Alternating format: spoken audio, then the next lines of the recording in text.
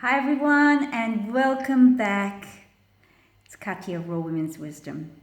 First off, I'd like to give a big thank you to all the new subscribers and for those supporting the channel with your beautiful kind comments. Thank you so much.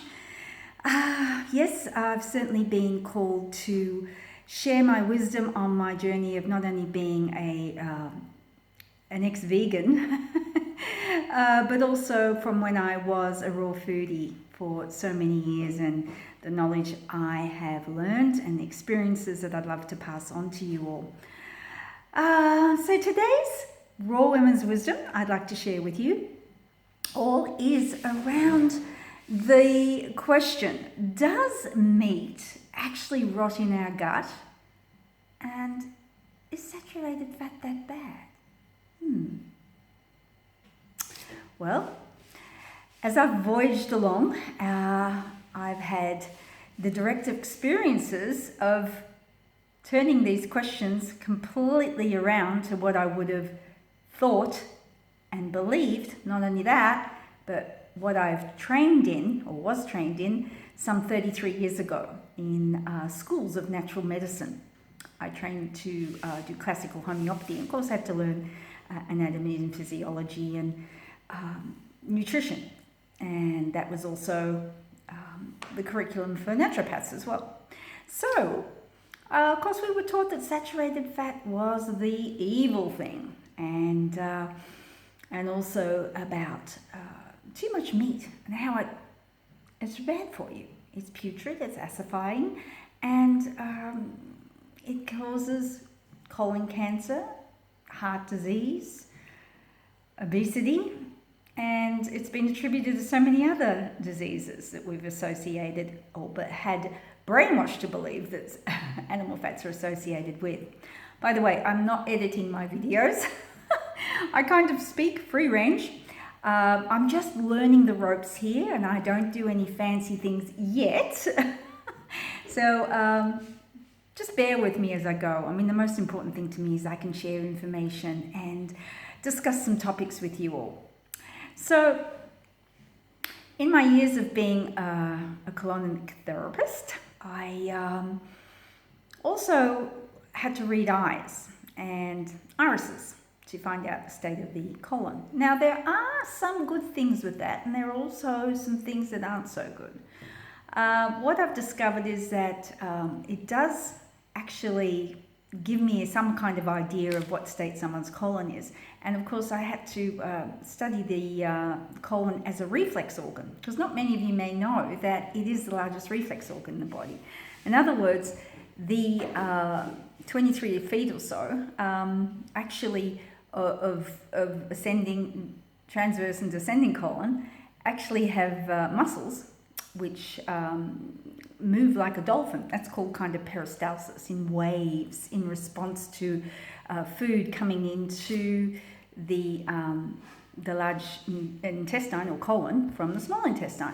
Now, what used to baffle me was that, you know, by the time the food that we eat reaches the colon from the small intestine, it's in a soupy kind of liquid called chyme, and it enters the colon in that form, and as it travels up the ascending colon, liquid is absorbed, and vitamin K, vitamin Bs, some of the Bs, and of course halfway through the transverse it begins to get more solid, and then the peristaltic action pushes the fecal matter, now that's solid, down the track. So no, it's not rotting and putrefying, and as I found out from some other doctors who've also confirmed, who are on board with the propaganda that's been spread around veganism here, and the the myth that meat does actually putrefy and create all these diseases, right, is that from my own experience and those of others that I'm working with and listening to stories, no, you do have great bowel movements, and no, they don't stink as if there's something rotten coming out of them. Initially, of course, when you do go through that transition of bringing more animal foods in, there is a bit of a shift, but over time, once your microbiome communities start to flourish and increase, then you find that that kind of disappears. So that myth gets squashed. The second one, which is a biggie, because, you know, again, I'm fortunate to have been born into a time where I've got real life comparison. And when I was growing up, kids were lean, kids were really active.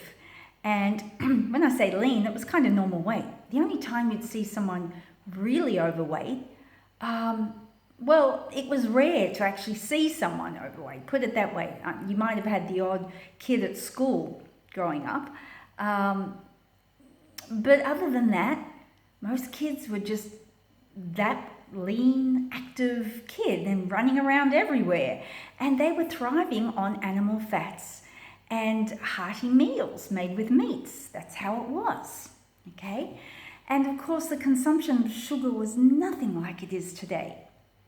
So we've now been taught to be fearful of saturated fat, and that all, you know, came in and around the 60s. The agenda started to come in. And women in particular have been systematically brainwashed because, you know, we started taking out, fats, cutting fats off meats, wanting only lean cuts, definitely avoiding the chicken skin. I got to say now, though, I'm loving the chicken skin. It was something I avoided nearly all my life. And any other type of fat, it was demonized, villainized. Don't go near that. And of course, then the lean cuts came in. And then to the point where, you know, even having any meat is a no-no. And that also went along with low-fat dairy foods, cheeses, you know, skim milk, and all the other dozen varieties that came from that. So women have genuinely believed that saturated fat not only makes you sick, but it makes you fat. And it is so far from the truth, okay? So fats also satiate us. That's the thing. If we look around and we see real life data, I mean, all the studies and charts and findings from all these people who are funded by corporate interests, government authorities that have vested interests in what they come up with, are saying that, you know, we should be having a lot more starches and sugars. Well, not literally sugars, but grains turn to sugars. And of course, there's sugar slipped into probably 80% of the foods that you'll see in the supermarket or grocery store. And so if we look around in real life, what they're telling us and what we're seeing with this obesity epidemic and morbid obesity, there's about 65% of the population, that's growing exponentially, of morbidly and obese people. And it doesn't take us long to realize that there's something really amiss. If we go out in real life data and we go to neighborhoods and shopping malls and just any place where people gather, we can see what they're doing. And they're eating a lot of high starch, high carb, processed foods, okay?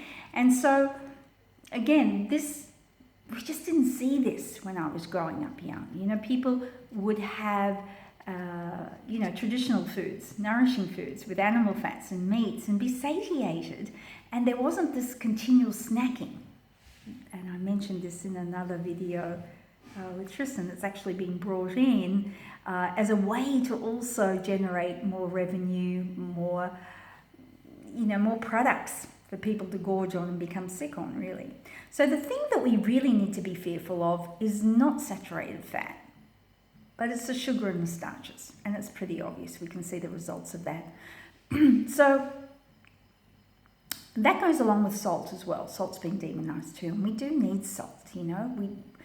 Animals out in nature, they will seek out salt, whether it be, rocks, areas where the water is particularly more salty coming out of the ground. That's just what happens. We do need it. So, yeah, and fats are really great for hormones. We need them for our brain health. You know, the rise in dementia is going to just keep on increasing if we don't get these nourishing fats in.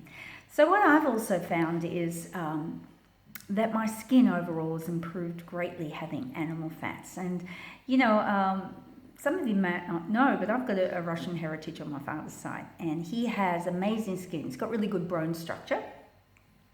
And I've inherited that. He hasn't had a line on his face. He's really good. I've got to say, I do some facial exercises too, which is which are fantastic. But he's always been a big eater of meat and fats, and he has beautiful, plump, smooth skin, and he's in his 90s. It's really quite amazing. He always gets taken for being a lot younger. So saturated fats do actually plump up our skin and provide essential nutrients. And yet, we've all become so terrified of them, and it does take a little while to break down that conditioning. So I just want to encourage you today to begin to eat more animal fats. You know, today I made some organic pork chops. It's on my Instagram if you want to have a look, Raw Women's Wisdom. And the meat is actually quite dark. Organic pork is darker. And I cooked it in the fat of a pork that I had already previously cooked. And you know, I felt so satiated with that. I don't think I felt hungry for hours. And that's how it's meant to be. We're meant to have these blocks of time between eating so that our insulin levels can remain stable and don't have these wild fluctuations. And this is what's happening to so many of us now, hence the rise in diabetes and pre-diabetes, as I mentioned earlier too. So, you know, it's a win-win all around. If you're wanting to lose weight or to just heal some of the digestive issues that you have, perhaps incurred from veganism or many, many other reasons. I mean, today I'd say 95% and more have leaky gut, some kind of gut damage that's occurring, okay? We've got grains, we've got a lot of contributing factors, but a lot of people are presenting with gut issues. It's probably the biggest thing, and then comes sleep problems. So all of these are tied into blood sugar to a certain degree. So by bringing in more animal fats, not only will you sleep better, I find if I have some animal fats at night, I sleep so much more deeply. It's really great. But your skin will have a great glow, it'll be firmer, and you know, you can actually see that all over your body. So it's a great thing. So do try it, and don't be frightened of them. You know, we've really got to break down some of this conditioning, and it is hard. I totally empathize with you because, you know, I coach people through this transition, particularly ex-vegans, and it's difficult for them to let go of these constructs and beliefs around going back to having meat, and, you know, the fear of saturated fats and whether it's going to clog their gut up and you know, be poisonous and release toxic waste into their system that's going to accelerate the likelihood of illness. That's not going to happen. So yeah, it's a really strong agenda at the moment to push a lot of plant-based foods and a lot of fake plant-based foods onto people, made with a lot of these plant oils, which are really quite damaging. So we're finding that that's the truth, you know, because again, they weren't in existence as much as they are in the 1960s and prior to that too, of course. So I just want to share my experience with you, but also the fact that I was around during that time, and I know that people did not look the way they do now, the majority of people. So what's that telling us? It's telling us that there's something terribly wrong with the dietary recommendations that we've been advised by these so-called experts. And it's obviously showing that it's not working. Even counting calories is not working. If you eat adequate amounts of fats, you will feel satiated, and you don't have to limit portion sizes, and that's how it's meant to be.